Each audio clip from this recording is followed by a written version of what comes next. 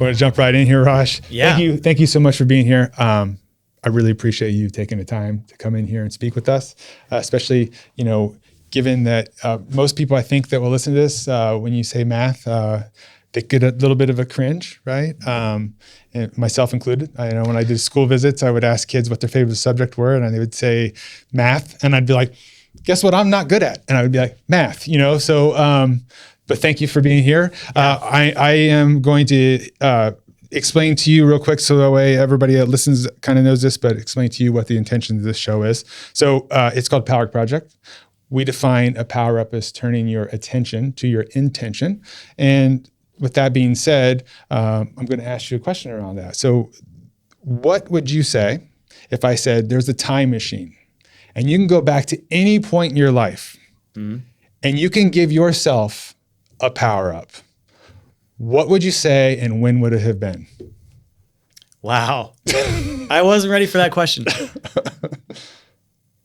I think if I could go back and give myself a power up, it would be probably like 10 years ago. Mm-hmm.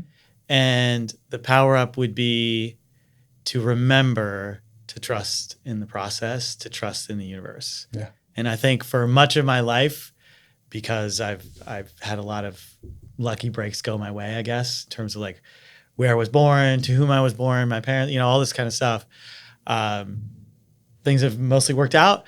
But then when it got really difficult, I started to think like the game was kind of rigged against me. Mm. Like this isn't working my way. That's not working my way.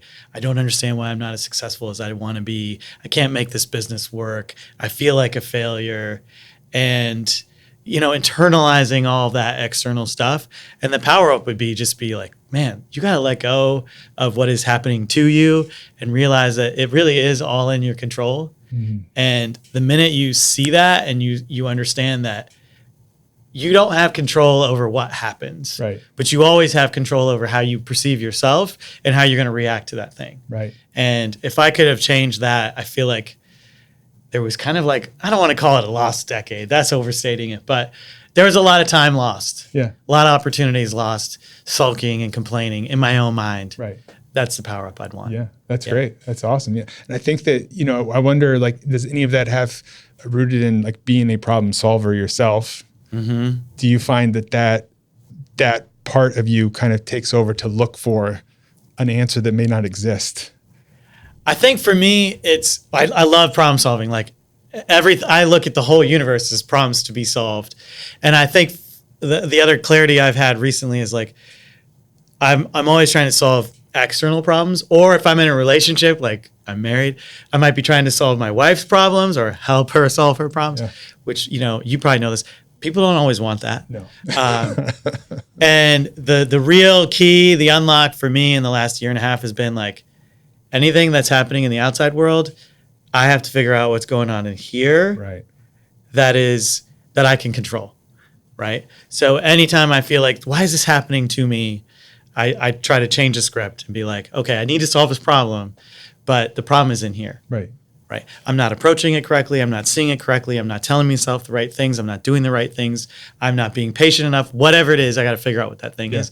And when I recenter and figure out what that is, then it, usually things start to melt away. That doesn't mean the problem's like fixed, like all my problems aren't fixed, but I'm able to approach them and make progress on them. Right. Yeah. So you had mentioned before we kind of started recording that like over the last year, it's been a huge transformative thing to you. So tell me like what it was like the first time that you decided to turn inward and fix yourself. Like, was it, I guess, put words to that idea of like, I'm somebody sitting there listening to this and thinking, I'm a problem solver. I want to solve everybody's problems, but I realize I'm the problem now. What was that first time like? Yeah.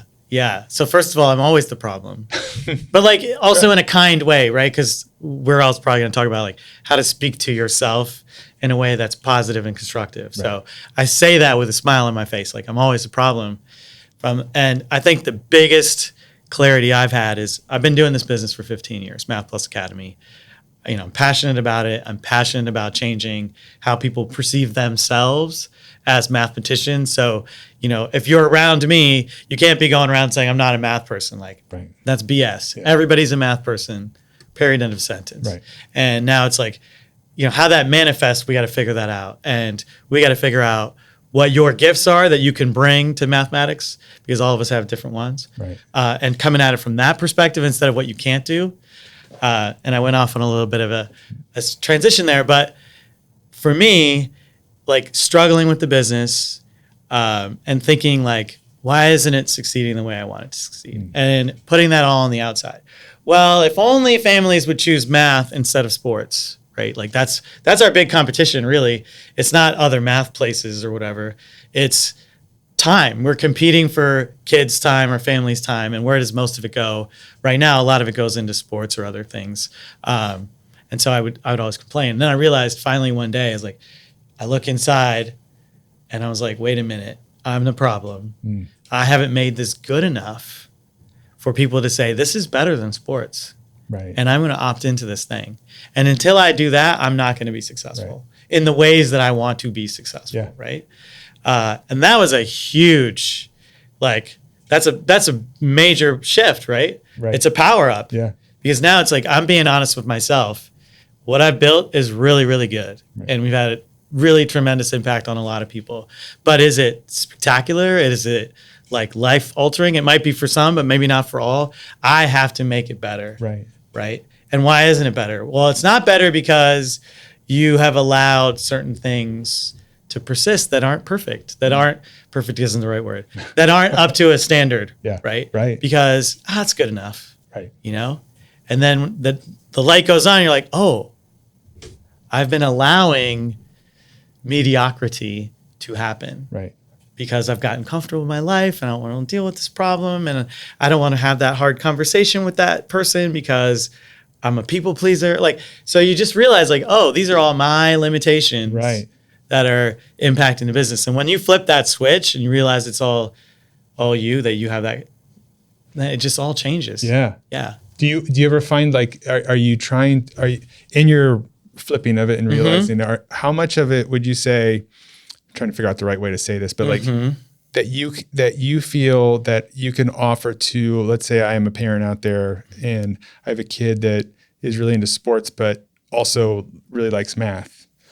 Like, but you don't use math when you grow up. Like how much of your personal growth have you figured out, or are you attempting to figure out to add to your academy where you can actually show that math indeed does affect your life in the future, not from just a number standpoint, but all that stuff? Yes. I love this question because I think the way that I think about math is probably different than most people. Like when you say math, they're like, oh, arithmetic and algebra and geometry, and I hated that subject and I hated that subject and I got an F over there and that teacher was the worst and all that stuff pops back in. For me, math teaches you how to think in a very logical and rational way. It's like a playground for learning how to think in that fashion. And that way of thinking is really, really powerful. And if you don't have that, you're going to miss out on a lot of things in life. That is what I want to get kids to understand. I'm a teacher in class now, and it's the third or fourth grade class, and some of these kids are, bright when you talk about like, can they compute stuff really fast? They can. Right. But the minute I go, well, why does that work? Or how do you know? They're like, well, I don't know. My teacher told me. Right. Right. Okay, listen, we all have phones. We have calculators. There's ChatGPT. You don't really need to know how to do 17 times 12. You just don't. Right. With pencil and paper. That's garbage. It's useless. Yeah. But we spend so much time in school teaching that. What you learn is how to problem solve, how to start simple and work your way up, perseverance, confidence. Those are the things that I want people to take out of our math classes. Yeah. At the end of the day, yes, you will be able to multiply and divide, I promise you. But it's the life skills that you have to learn. It's really interesting you say that, because I would think that, at least for my age, that people associate like knowing math with like not having common sense, right? Mm-hmm. And I think a lot of it is this like it is this emphasis on testing, right? And in a way, I think testing is no different than social media and the comparison trap. It's every parent wants their kid to always get the best, the perfect grades, but I guess like if you're that parent, or that person out there, when they cross this threshold, how important is it for them to allow their child to understand that your problem solving in the creative world, it serves you more. I mean, you're right. Like there will come a time where we can just multiplication tables and all these things, they matter, but they don't. You can kind of punch all that in, but if you can't sit there and go like, how can I solve a human problem? Yes. Through using math, right? And I think that it's fascinating to me because I've never had anybody talk to me about it in that manner. When you say it like that, I can tell you that I go, oh, well, shit, maybe I actually do know math. Exactly. I was just going to say that. Like if we really got into your life story and we started thinking about the things that you do on a daily basis, not arithmetic, not balancing a checkbook. Oh my God, I can't believe people still use that example. You're going to need math someday. No, you're not. Right. No, you're not. Right. I don't even know what a checkbook is. Yeah. But yes, you're going to discover that, wait a minute, I looked at this problem. I was fixing my toilet. It's leaking. And I opened it up and I was like, well, what's going on here? I'm starting to make sense of the problem, trying to, maybe you tinker with something and you figure, oh, that flappy thing doesn't do what it's supposed to do. Oh, the chain is, that's mathematical problem solving to me. We're not doing any arithmetic. Right. We're not doing any algebra. But I feel like that's what math gave me. Right. The learning of math taught me how to attack problems like that. That's a simple one. But, and that's what I want kids to get out of it. I want everyone to get that out of it. And then once you open it up like that, you have less of this testing thing of like, oh, I can't get right answers. Right. I mean, again, calculator, Siri. Right. If you really needed the answer to something, just go ask the computer. Right. What the computer still can't do is make sense of the problem in the ways that we can. Right. And tackle it like that. I'm curious to so I know your passion is to helping kids. Yes. Like you, the kid, is that because of what you felt as a kid, or where did the love for math come into play for you? I think we're all born with things that we have an affinity for, right? So I just always had an affinity for numbers. Like I would be bopping numbers around in my brain and looking for patterns, and I'd go to the school library and pick out the math books and like just for fun. I don't know. It's weird, right? Yeah. And other people would have other things. They read books, or they liked to write, or they sang, or they played whatever. We all have our things. So I was just always attracted to something about it. I think early on I did like that math had right answers. I'm not going to lie. Right. And I was pretty good at memorizing, so I could produce right answers in math pretty quickly and pretty easily. Yeah. And people confuse that for being smart. Right. Right. I wasn't smart. And I'm still not smart. I mean, whatever. It's just, that's a ranking term. I hate that word. Right. Or gifted. That's another word I hate. I just like to play with numbers. Right. Right. That's it. Yeah. And the more you play with something, as we all know, the better you get. Right. Right. So goal number one, when you're teaching anything, is to help the person fall in love with this thing. Right. Right. And get away from judging it. And so much of math is judgment. As you talked about with the testing. Yeah. So I don't know. I just always liked it. That's awesome. Yeah. And so take me back to when you're working at Intel. I'm sure most people would be like, oh my God, you're doing great. Like you're doing really well, research and development. I'm going to guess you were doing really cool stuff. Like you weren't just like, sitting and filling out spreadsheets. Like you were doing stuff. What inside of you like made you decide I want to give all this up to pursue this other thing? Well, along with math, my other passion is teaching. I've always loved working with people, helping them see things that they maybe not be able to see on their own. Right? We all need a coach or a guide or a teacher. It was always inside of me. I think I wanted to be a teacher. I wanted to be a professor. I ended up in Intel, which was great. But deep down, I knew that was my calling. Right. Yeah. And you have these moments in your life when you finally like get away from listening to what the world thinks you should be doing, right? Like I knew because of family culture and whatnot, I'm going to college. I'm going to be a professional of some sort, probably an engineer or a doctor or something like that. And physics seemed like would please everybody, and it was mathy enough for me. And so I did it, and then I was like, well, I love to teach. I'll be a professor. So I can, please everybody else by being highly educated and making enough money. And also do what I love. And then I realized like most of the time professors don't teach, Right. which is really disappointing and a topic for another day. But yeah, so I just had this moment of like, I need to get back to what I really want to do. Right. Yeah. And how was that? So if I'm somebody that could take away that in their life, if I'm somebody working in Intel right now and they're feeling exactly the way you did, how much of it was embraced by everybody around you, like whether your family or when you came home and said, hey, I think I'm going to be done doing this thing and I'm going to do this thing. Yeah. Well, within my household, we had an ulterior motive, which was to move back to Ohio because both of us are from Ohio. We had kids and we wanted our kids to be near their grandparents. So that was a motivation too. So we as a unit, we decided this is what we're going to do. But yeah, there's people who are like, are you nuts? Like you're giving up this job, 6-figure job, all this other stuff. And I knew the one sense I had was I could probably work at Intel forever and have enough money to do things that I wanted to do. But I probably wasn't going to be happy. And most of my job was being in meetings all day. Right. I was not built to be in meetings all day. Just not built to be in meetings all day. So yeah. But there were definitely people who were like, right. Yeah, you're insane. And I'm like, yeah, probably. Right. Right. But I think, do you find it's that, lack of a better term, like this, the problem solving as you've gone through in your growth, right? It's this every time, okay, let's say you leave Intel, right, through this and you've solved that problem, right? In being a problem solver, how soon behind that is the next problem? Every day is a problem. Right. Yeah. Every single day is a problem. When right. you're in your own business, every day is a problem. Right. Like it doesn't matter whether you're an entrepreneur or not, right? Like every day you're going to be faced with challenges. I think then I was young enough and dumb enough to think it was all going to work out. Yeah.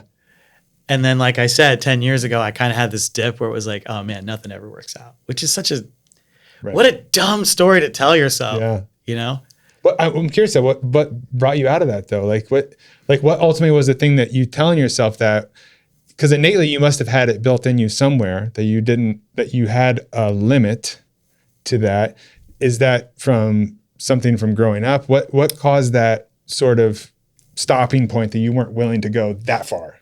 Because you easily could have spiraled out, because you hear stories about it all the time. People have, from the outside, it looks great, and then, everything falls apart. Yeah, I think I've been lucky enough to be surrounded by supportive people. Yeah. And I met some really great people in my life who helped me detach my ego from the business. So I used to have days where, like, if business was good, I'm in a good mood. Business is bad, I'm in a bad mood. And you would know it by just looking at my face, how business is going. I wake up, literally, check my phone, and depending on how many people would sign up or drop or whatever, that would be my mood for the day. Right?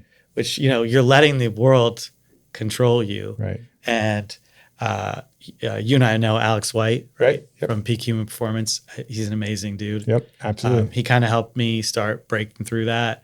I met another person who also, and then I have another, my cousin who's amazing, also kind of like coaching me through these things. And finally, through the support of those people and my family, like was able to break it apart. Right. And be like, I'm not the business. It's not me. Yep. Like, I'm good, And whether it goes up or down doesn't mean that I'm good or bad or smart or not smart or successful or not successful.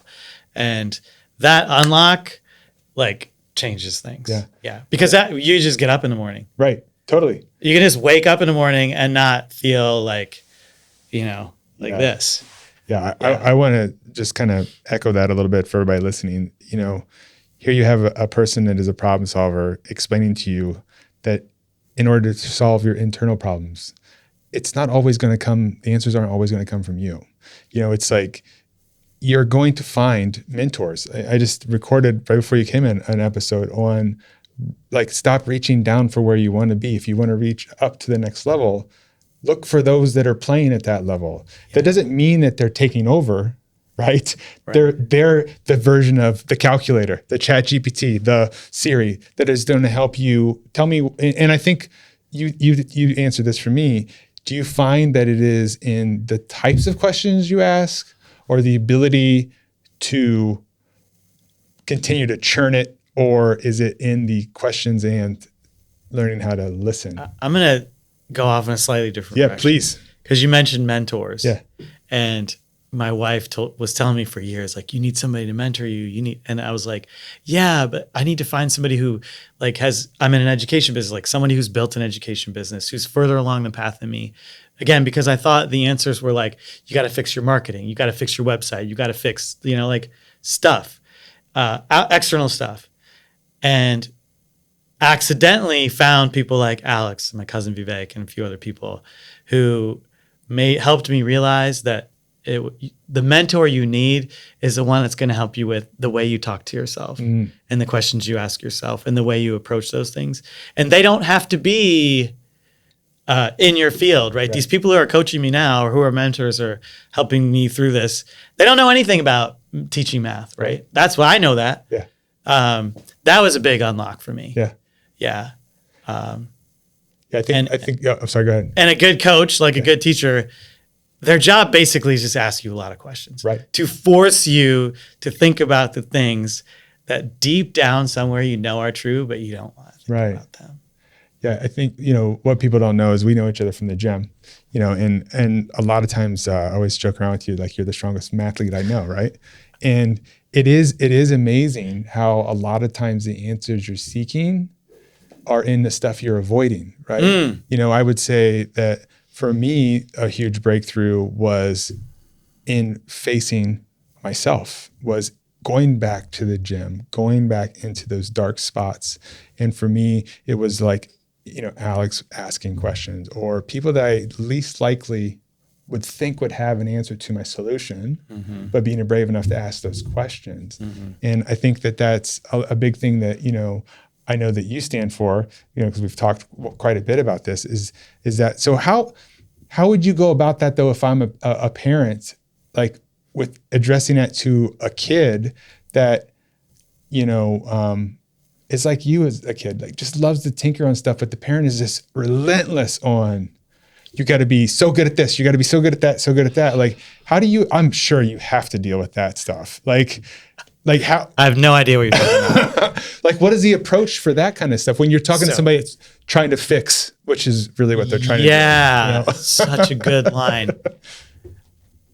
I got into this business to teach kids math. Right. Like literally, like add, subtract, multiply, divide. And I'm realizing now my job is to teach them life and probably teach their families a little life. Not that I know more than anybody, but just to open people's eyes to maybe a different perspective on things. And so I'm crafting a new set of what I call rules for math and life. And the first one is you are brilliant. And period, end of sentence. Right. That's it. Yeah.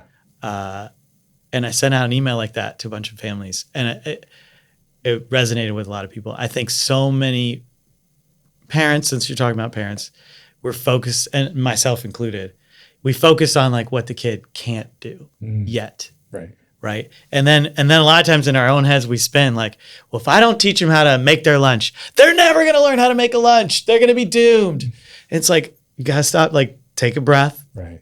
Okay. I guarantee you at some point your child is going to learn how to make their lunch or how to multiply or how to divide or whatever. It doesn't, like, calm down, take 3 deep breaths, calm down, and start with this. What can they do? Right. Start with a strength. What is my child already good at? Whether they're struggling with school math or they're doing great in school math, they're 2 years ahead or whatever, I don't care. Like, are they a good problem solver? Are they good at drawing pictures? Like, drawing pictures in math, you can draw pictures, I believe. Yep. Yeah. It's an amazing skill to have. I didn't learn math that way. I learned symbol manipulation. Right. And I was good at it. But now I've realized, like, if you can draw pictures of what it looks like or make a model or a diagram, that's so much more powerful than memorizing something. Yeah. But anyway, like, I really just, if I could teach parents one thing, including myself, because I need to learn this lesson every single day. Start with what they can do. Acknowledge that first, right? And then we can talk a little bit about, like, okay, what can we can sand this little rough edge over here and that rough edge over there. But can we start from, like, that kid is freaking brilliant. When they were born, what is the thing that you thought when you saw them? This child is a freaking miracle. Yeah. Right? Right. they're still a miracle. Yeah. That's it. That's amazing. And then can you take that and turn it back into yourself? Yeah. Because you as the parent, because we beat ourselves up too as parents. I did this wrong. I did that wrong. They're doomed, whatever. Like, I'm also brilliant. You're brilliant. We are brilliant in our own ways, right? And what strengths can I bring to this situation? Man, if you start there, you change the whole conversation. Right. I met a parent the other day and she's like, the way that I motivate my kid to come to your classes is I keep telling her she's really bad at math. And if she doesn't go to these classes, she's never going to get better. Oh my God. And I'm like, I get it. Right. Like, I get it. But like, can I just play that back for you? Yeah. Maybe you're not here, and then if you heard it, you might be like, maybe that's not the best strategy. Right. I get what you're trying to do, right? Like motivate them, right? Maybe it works, but like, can we just be like, you already have some amazing stuff. Let's build on that. What Math Plus is going to do is help you take those gifts and apply them to these things that you need to know. Right. And learn the life skills in the process.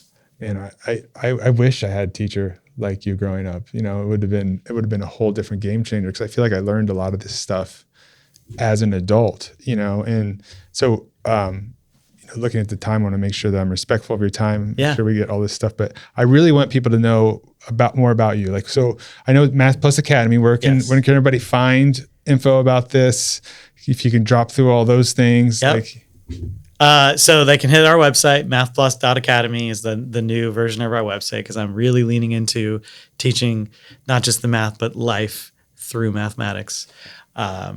That's if they want to find Math Plus Academy, work with kids from elementary and middle school, a little bit into high school as well. And one thing that people think is it's tutoring.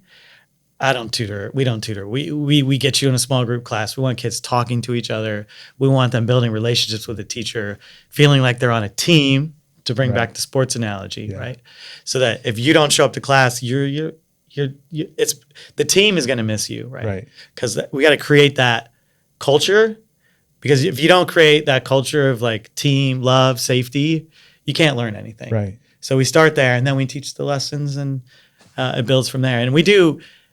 Some of our lessons are pretty amazing. Like, you'll see math that you've never seen before. That's and be like, why didn't anyone teach me that? Well, I don't know, but we will. Right. That's amazing. Yeah. And you also do keynote speaking, and you go.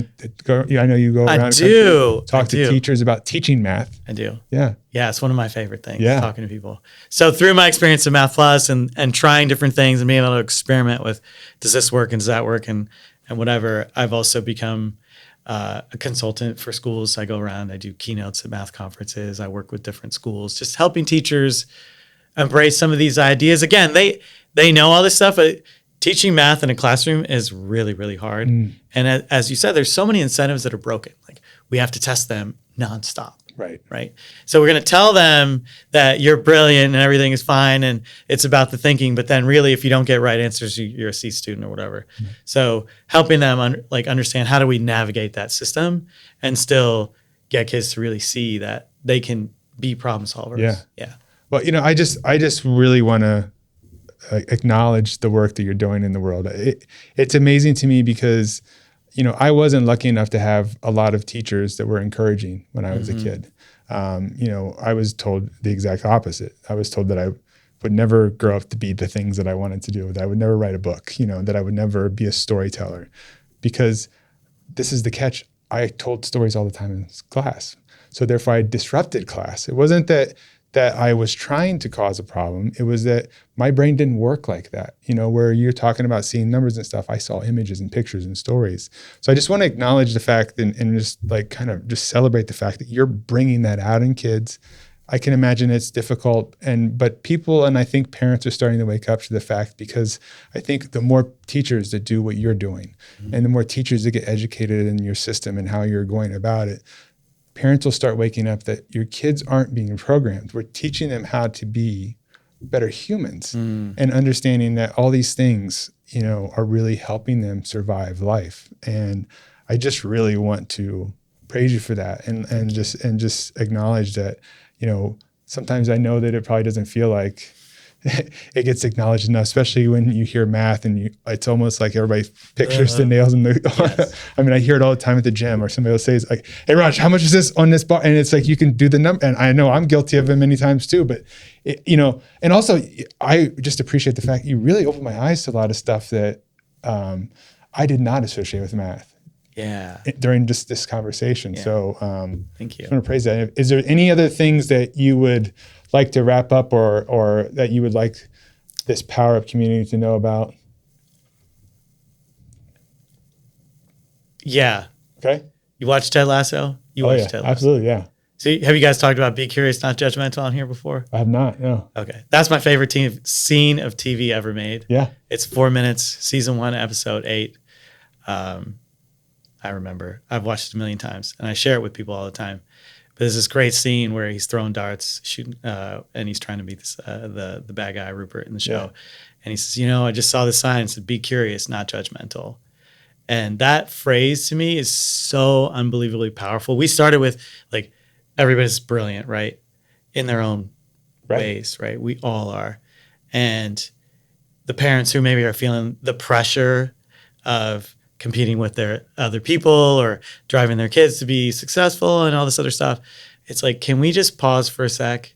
And every time you want to judge something, can you just ask a question? That's great. Like, that is such an amazing life lesson. Like, oh, you got to see how that's, no, tell me about this. Tell me about this problem. Tell me what you were thinking. Tell me what happened. Like, ask questions.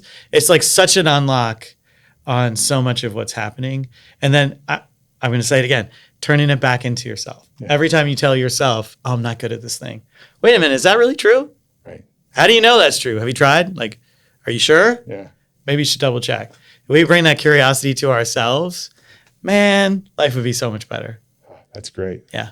That's a fantastic way to wrap this up. Cool. Again, guys, make sure you check out Raj's stuff. His website, everything will be linked into the descriptions. Do us a huge favor, like and share and let everybody know about this. We're on a mission to spread hope, and hope starts with just that beginning to see that there's a chance that you can break impossible. And this is what we're trying to do here. So we can only get there by you helping spread this message. But again, Raj, thank you so much for being in here. I appreciate everything you're doing. Keep making people love math, because you actually made me like it a lot more than I did before we started this. So thank you so much. And we all hope that you got a power up out of this. Absolutely. Thanks, Jason. Appreciate it. Yeah.